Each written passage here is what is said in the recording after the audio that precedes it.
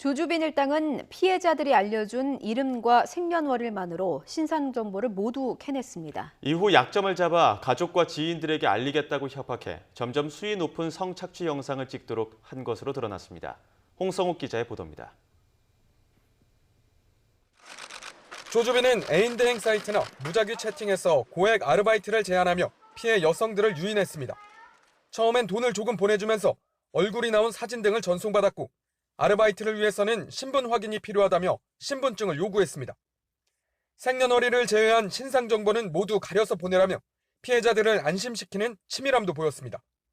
하지만 이름과 생년월일만 확인하면 신상 정보를 터는 건 한순간이었습니다.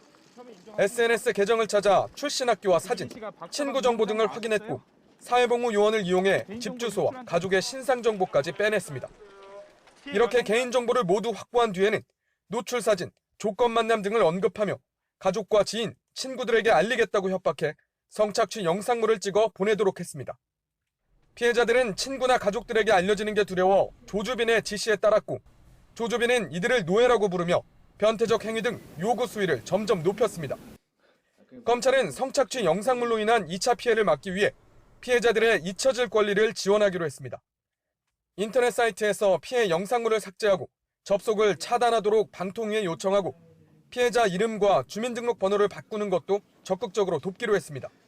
아동 청소년의 성착취 영상물에 대한 신고가 접수되면 방송통신심의위원회의 심의 없이 삭제 조치를 먼저 하고 사후에 심의를 하도록 하는 긴급 삭제 제도의 도입을 건의하였습니다.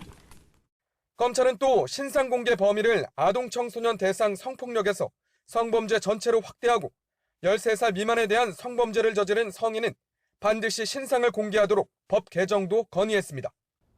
특히 검찰은 본인도 모르는 사이 지인과 가족에 대한 정보까지 범죄에 악용될 수 있는 만큼 너무 많은 개인정보를 SNS에 올리는 것을 자제해달라고 당부했습니다.